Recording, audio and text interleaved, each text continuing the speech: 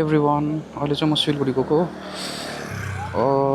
कति एक हप्ता 5 दिन जस्तो भयो होला सिलगढी जान्छु भनेको कि सानो काम छ कि तर पानी परेको भएर चाहिँ जानै पाएको थिएन नि त। अनि आज पनि बिहानदेखिको पानी परेको थियो, अहिले चाहिँ उक्रेर अलिक घाम लागेर चाहिँ निस्केको कि उहाँ आन्टीले फेरि एकजना कुनीको छ लोग्दैन बहिनी छ भनेर पर्खेको कि हेलमेट छैन भनेको, उसको हेलमेट घर म दिन्छु नि हेरेर भनेर चाहिँ पर्खेको।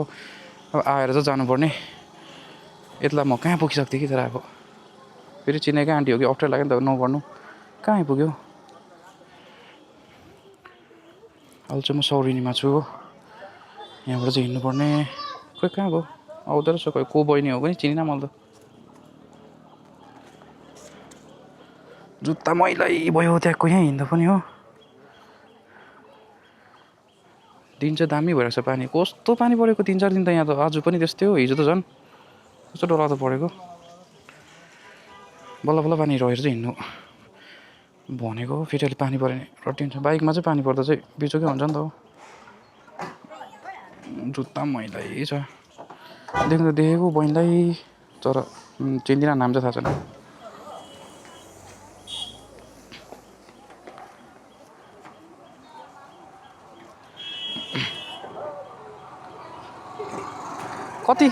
कति वर्ष बाद निकालेको हेलमेट हो, जोयलको हो। खोइ हेरौँ, म हेलमेट किन्नु पर्ने एउटा। आमा यता बिमार हुन्छ त त्यो गनाएर त। अन्त दुधतिर लाउनुपर्छ, चेक गऱ्यो भने। हातमा बोकिराख्नु नि। म सिलगढी गएको नि हौ, त्यहाँ साथीहरूलाई भेट्छु कि त्यहाँको चाहिँ कता हुन्छ।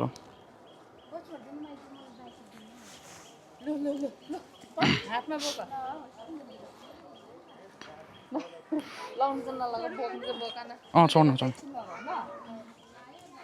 दुधेदेखिको त लाउनु पर्छ नि, दुधेमा मात्र होइन नि। हुन्छ त। के भन्छ पक्रिको भन्छ हेलमेट नला पक्रिको आन्टीले तिरिहाल्छ नि अनलाइन होइन आन्टी।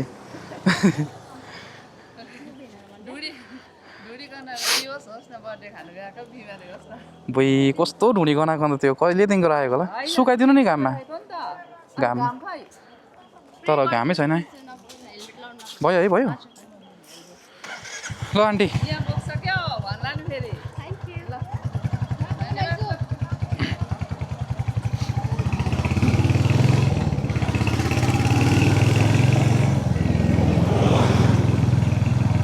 फेरि पानी पऱ्यो भने चाहिँ बिजोक हुन्छ।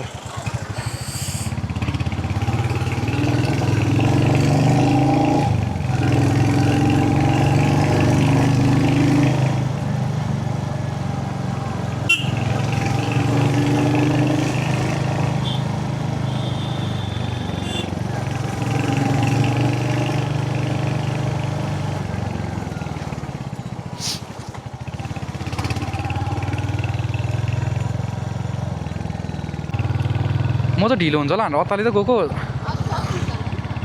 आज बसेर भोलि मात्रै भयो भने फर्किन्छु, पानी परेन भने चाहिँ फर्किन्छु।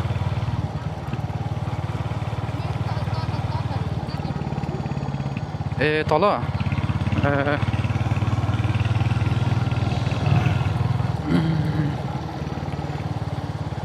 यता त पानी परेन क्या है, सुक्खै छ त। सुक्खै छ त अन्त रोड त।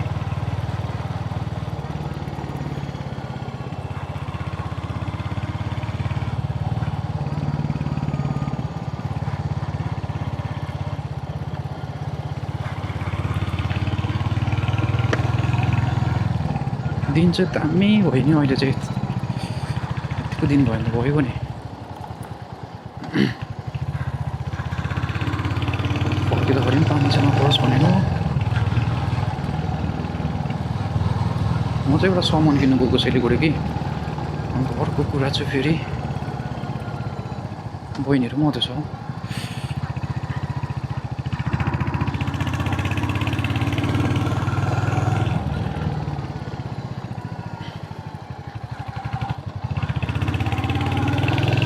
बाहिर आउँदैछ तर यिनीहरू चाहिँ फेरि खरसाङहरूबाट झर्ने हो कि एकजना त सिलगढीकै हो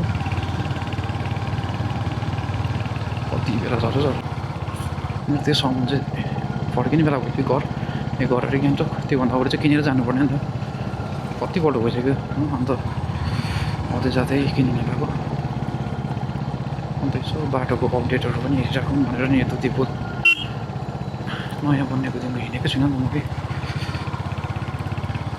त्यो पुल कस्तो छ भनेर यसो अपडेट पनि हुन्छ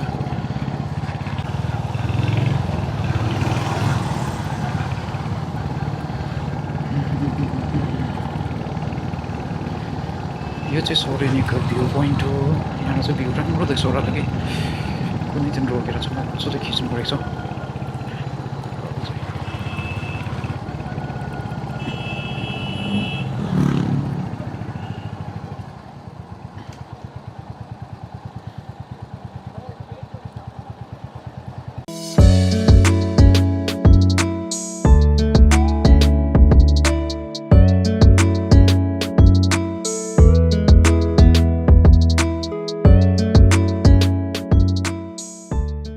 भनेपछि बहिनीको आजै छिटो पुग्नुपर्ने छैन भोलि होइन बिस्तारै जाउँ ल म फेरि गएर पर्खिँदा हुन्छ होला यिनीहरूलाई अल्छी लाग्छ है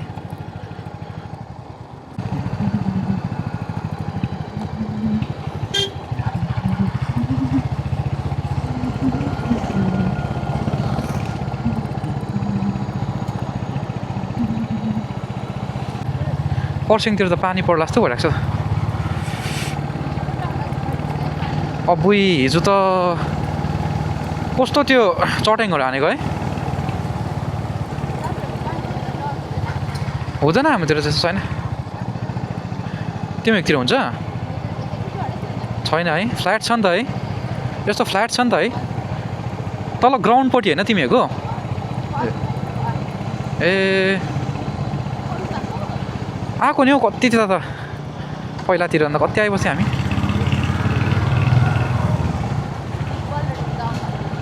फुटबल त त्यहाँ आइबस्थ्यौँ हामी पहिला मनिषहरू मेरो साथी हो नि त मनिष छ नि मनिष त्यहाँ ऊको मेची स्कुलको हेडमास्टरको ऊ थियो नि ए हो पहिला हाम्रो साथी हो नि तर त्यो सानोमा नि 6 वर्ष 5 वर्षको हुँदा होला 6-7 वर्षको हुँदा होला त्यति बेलाको साथी हो नि हामी ए अहिले सर हुनुहुन्छ नि है कि कहाँ घरमै हुनुहुन्छ हेड सर बुढो भन्नु होला है ए हजुर हजुर ए उसलाई सरलाई गर्नुभएको त्यही त सर साह्रो यङै हुनुहुन्छ सानो डर लाग्थेन हौ पहिला आमामा मेरो स्कुल पढेको नि त म कति क्लास कि सानोमा नि अलिअलि थाहा छ हौ हुन्छ चिन्नु हुँदैन होला कि अभिनन दादाको भाइ भने चाहिँ चिन्नुहुन्छ होला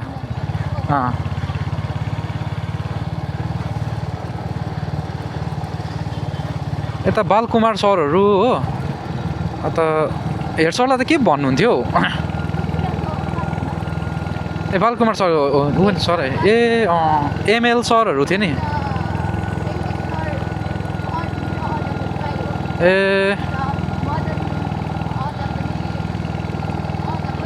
मदन सरहरू पढाउनु भएको नि हामीलाई त सानोमा नि अब त्यो नानी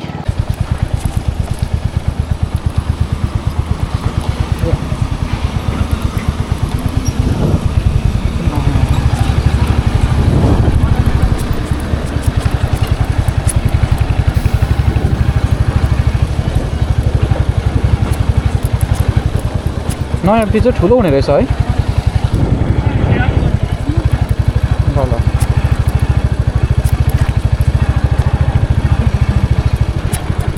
पर्खिनु पर्ने रहेछ नि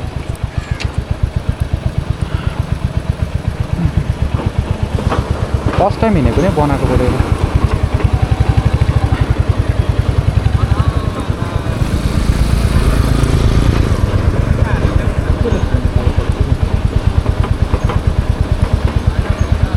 बात मारेको कि रोकेको हो मैले त केही बुझिनँ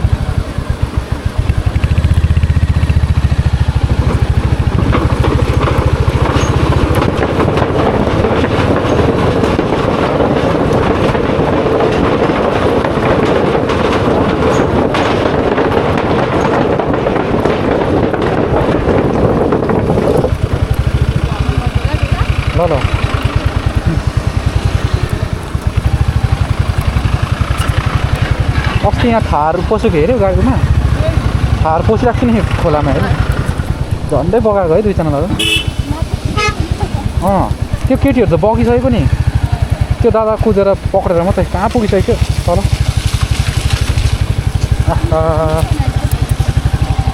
हिँड्दै पाइँदैन त्यता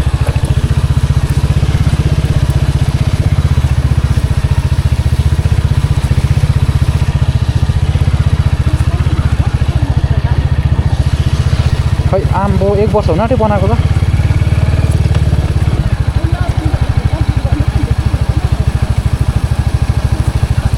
त्यसो भनेको रहेछ नोभेम्बरभित्र साह्रो छ हुनु त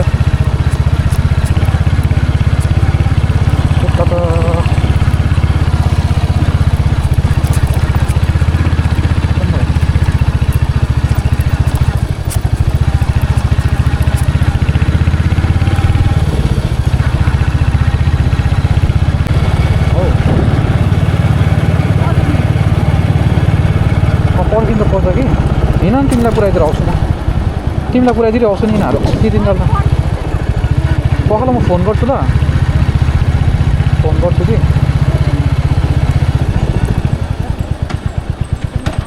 होइन यिनीहरूलाई फोन गर्छु कि म टाइम लाग्छ भने चाहिँ तिमीलाई छोडेर आउँछु म हो मलाई पनि अल्छी लाग्छ बसिरहनु फेरि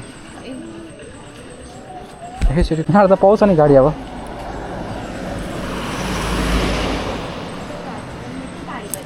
Thank you so much. ल ल ओके ल ल ल ल